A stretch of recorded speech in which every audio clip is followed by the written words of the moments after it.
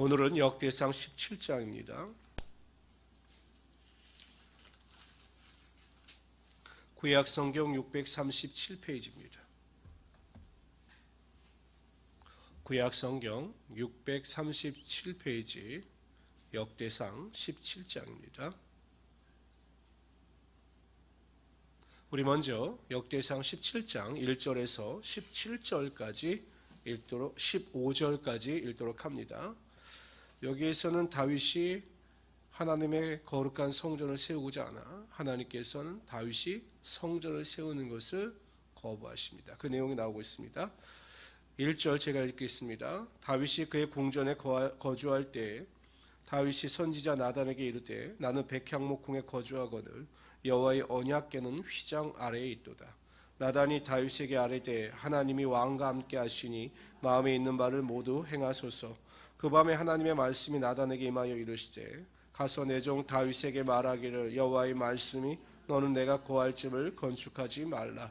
내가 이스라엘을 애굽에서 올라오게 한 날부터 오늘까지 집에 있지 아니하고 오직 이 장막과 저 장막에 있으며 이 성막과 저 성막에 있었나니 이스라엘 무리와 더불어 가는 모든 곳에서 내가 내 백성을 먹이라고 명령한 이스라엘 어느 사사에게 내가 말하기를 너희가 어찌하여 내 백향목집을 건축하지 아니하였느냐고 말하였느냐 하고 또한 내 종 다윗에게 이처럼 말하라. 만군의 여호와께서 이처럼 말씀하시기를 내가 너를 목장 곧 양떼를 따라 다니던 데에서 데려다가 내 백성 이스라엘의 주권자로 삼고 내가 어디로 가든지 내가 너와 함께 있어 내 모든 대적을 내 앞에서 멸하였은즉 세상에서 존귀한 자들의 이름 같은 이름을 내게 만들어 주리라. 내가 또 내 백성 이스라엘을 위하여 한 곳을 정하여 그들을 심고 그들이 그곳에 거주하면서 다시는 옮겨가지 아니하게 하며 악한 사람들에게 전과 같이 그들을 해치지 못하게 하여 전에 내가 사사에게 명령하여 내 백성 이스라엘을 다스던 때와 같이 아니하게 하고 또 모든 대적으로 내게 복종하게 하리라. 또 내게 이르노니 여호와가 너를 위하여 한 왕조를 세울지라. 내 생명의 연한이 차서 내가 조상들에게로 돌아가면 내가 내 뒤에서 넷이 곧 내 아들 중 하나를 세우고 그 나를 견고하게 하리니 그는 나를 위하여 집을 건축할 것이요 나는 그의 왕위를 영원히 견고하게 하리라. 나는 그의 아버지가 되고 나는 그의 아들이 되리니 그는 나의 아들이 되리니 나의 인자를 그에게 빼앗지 아니하기를 내가 내 전에 있던 자에게서 빼앗음과 같이 하지 아니할 것이며 내가 영원히 그를 내 집과 내 나라에 세우리니 그의 왕위가 영원히 견고하리라 하셨다 하라. 나단이 이 모든 말씀과 이 모든 계시대로 다윗에게 전하리라. 아멘. 다윗은 자신은 화려한 백향목 궁전에 거하고 있으면서 하나님의 언약궤가 휘장 안에 초라하게 있는 것이 마음에 걸렸습니다. 그래서 그 마음에 하나님의 성전을 세우고자 하는 소망이 있었습니다. 그래서 그것을 나단 선지자에게 말합니다. 그러나 하나님께서는 나단 선지자를 통해서 다윗에게 말씀하셨습니다. 하나님께서 궁극적으로 말씀하신 것은 나는 성막에만 거하는 하나님이 아니다 라는 것을 말씀하시면서 그에게 성전 세우는 것을 만류하셨습니다. 그러나 역대상 22장 8절에 보면 하나님께서 왜 다윗이 성전을 세우지 못하게 하셨는가에 대한 분명한 이유가 나옵니다. 그것은 다윗이 전쟁을 하면서 피를 많이 흘린 자이기 때문입니다. 어쩔 수 없는 상황이었다 할지라도 이 피는 하나님께서 생명의 주가 되심을 보여주는 것이기 때문에 다른 사람의 생명의 피를 흘리게 한 다윗을 통하여 하나님의 거룩한 성전을 세우는 것을 하나님께서는 맡기지 아니하셨던 거죠. 그러나 다윗의 이러한 마음까지 하나님께서 외면하신 것은 아닙니다. 하나님께서 다윗의 그 귀한 마음을 받아주셨습니다. 그러면서 하나님께서 지금까지 그를 보호하시고 축복하시고 주권으로 세워주셨던 것 같이 앞으로도 그의 자손들을 통하여 하나님의 놀라운 축복이 반드시 임하게 될 것에 대하여 약속하셨습니다. 그러니까 다윗뿐만 아니라 다윗을 통하여 그의 자손들에게도 복이 임할 것이다 이렇게 말씀하셨습니다. 우리 11절 한번 읽어봅시다. 11절 있습니다. 시작. 내 평생의 연한이 차서 내가 조상들에게로 돌아가면 내가 네 뒤에 넷이 곧 내 아들 중 하나를 세우고 그 나라를 견고하게 하리니. 어찌 보면 다윗 한 사람으로 인하여 그의 자손들이 복을 받고 그 후손들의 나라가 견고하게 세워지게 된다는 하나님의 약속입니다. 여러분들 한 사람 한 사람이 하나님의 바로 서서 하나님의 마음에 합한 자가 되면, 하나님의 뜻대로 기도하고 하나님의 영광을 위하여 살아가는 자가 되면, 여러분 자신뿐만 아니라 여러분의 자신들을 통해서 여러분의 자손들에게도 하나님의 축복이 흘러넘치게 된다는 것입니다. 여러분 자신들뿐만 아니라 여러분 주변에 있는 사람들이 여러분들을 통해서 복을 받게 된다는 것입니다.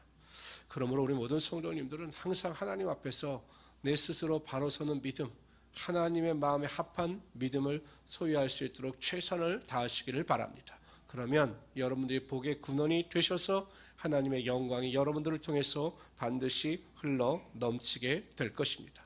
한편 11절에 말씀하시는 이 자손은 예수 그리스도에 대한 예표이기도 합니다. 그러니까 하나님께서 다윗의 혈통을 통해서 예수께서 육신을 입고 이 땅에 오실 것을 예언하시고 그 나라를 견고케 할 것이다, 이렇게 약속하고 계시는 것입니다. 어찌 보면 이것이 다윗에게 있어서 가장 큰 영광이요 축복이었던 것이죠. 한편 저는 오늘 본문을 읽으면서 우리가 얼마나 축복받은 삶인가, 우리가 얼마나 귀한 자인가를 다시 한번 깨달았습니다. 여러분 생각해 보세요. 아무리 다윗이 위대한 인물이고 큰 일을 행했다 할지라도 하나님께서 다윗에게 직접 나타나셔서 그에게 말씀하시고 그의 마음의 소원에 따른 하나님의 뜻을 알려주신 것이 아닙니다. 나단이라고 하는 선지자를 통해서 하나님의 뜻을 다윗에게 알리셨습니다. 그럼 우리는 어떻습니까? 우리가 기도하면 하나님께서 직접 우리를 찾아오셔서 하나님의 뜻을 우리에게 알려주시고 기도 응답이 나타나게 하여 주시는 것입니다. 이것이 우리에게 주신 큰 축복이요 은혜인 것을 깨닫고 매일 하나님 앞에 가까이 나가 믿음으로 기도하심으로 하나님의 능력을 맛볼 수 있는 우리 성도들이 되시기를 주님의 이름으로 축원합니다. 우리 16절부터 27절까지 읽도록 하겠습니다. 다윗 왕이 여호와 앞에 들어가 앉아서 이르되 여호와 하나님이여 나는 누구이오며 내 집은 무엇이기에 나에게 이르게 하셨나이까? 하나님이여 주께서 이것을 오히려 작게 여기시고 또 종의 집에 대하여 먼 장래까지 말씀하셨사오니 여호와 하나님이여 나를 존귀한 자들같이 여기셨나이다. 이제 다윗의 기도가 나오는 것입니다. 주께서 주의 종에게 베푸신 영예에 대하여 이 다윗이 다시 주께 무슨 말을 하오리이까? 주께서는 주의 종을 아시나이다. 여호와여 주께서는 주의 종을 위하여 주의 뜻대로 이 모든 큰 일을 행하사 이 모든 큰 일을 알게 하셨나이다. 여호와여 우리 귀로 들은 대로 주와 같은 이가 없고 주 외에는 하나님이 없나이다. 땅의 어느 나라가 주의 백성이 이스라엘과 같으리이까? 하나님이 자기 백성을 구속하시려고 나가사 그곳 두려운 일로 말미암아 이름을 얻으시고 애굽에서 구속하신 자가 백성에서 모든 민족을 쫓아내셨사오며 주께서 주의 백성 이스라엘을 영원히 주의 백성으로 삼으셨사오니 여호와여 주께서 그들의 하나님이 되셨나이다. 여호와여 이제 주의 종과 그의 집에 대하여 말씀하신 것을 영원히 견고하게 하시며 말씀하신 대로 행하사 견고하게 하시고 사람에게 영원히 주의 이름을 높여 이르기를 만군의 여호와는 이스라엘 하나님 곧 이스라엘에게 하나님이시라 하게 하시며 주의 종 다윗의 왕조가 주 앞에서 견고히 서게 하옵소서. 나의 하나님이여 주께서 종을 위하여 왕조를 세우실 것을 이미 듣게 하셨으므로 주의 종이 주 앞에서 이 기도로 간구할 마음이 생겼나이다. 여호와여 오직 주는 하나님이시라. 주께서 이 좋은 것으로 주의 종에게 허락하시고 이제 주께서 종의 왕제의 복을 주사 주 앞에 영원히 두시기를 기뻐하시나이다. 여호와여 주께서 복을 주셨사오니 이 복을 영원히 누리리다 하니라. 다윗의 기도입니다. 그런데 전반부는 하나님께 대한 영광과 하나님께 대한 존귀를 찬양하고 있는 것입니다. 다윗은 철저하게 자신이 왕이 된 것도 모든 것이 하나님의 은혜고 뜻임을 고백하죠. 그래서 자신을 주의 종이다 이렇게 고백하고 있습니다. 한 나라의 왕이었지만 철저하게 하나님 앞에서 겸손한 마음을 가지고 섬기며 하나님께 기도했던 것입니다. 하나님은 겸손한 자의 기도를 들어주시고 겸손한 자와 함께하여 주셔서 그를 높여주시며 하나님의 영광이 나타나게 하여 주시는 것입니다. 하나님 앞에서 겸손함은 하나님 없이는 나는 아무것도 아닙니다. 그래서 나는 하나님의 도움이 절대적으로 필요합니다 라는 것을 인정하고 그 안에서 살아가는 것입니다.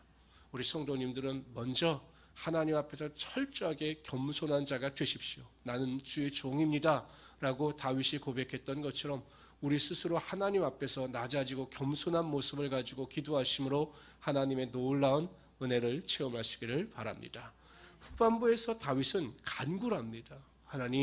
하나님께서 이스라엘 백성들을 지금까지 지키고 보호하여 주셨듯이 내 자손들이 되도록 하나님에서께 복을 받아 하나님의 은혜 가운데 거하기를 원합니다라고 간구합니다.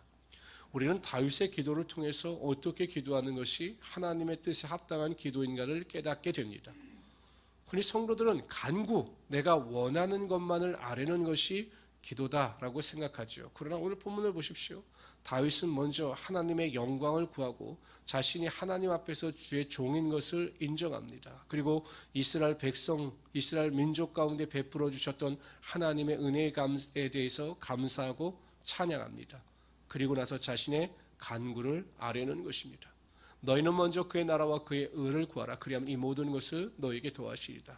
기도도 마찬가지입니다. 하나님을 찬양하고 하나님께 영광을 돌리는 기도 뒤에 우리의 간절한 간구를 아뢰 때 하나님께서 그 기도 가운데 반드시 응답하여 주시는 것입니다.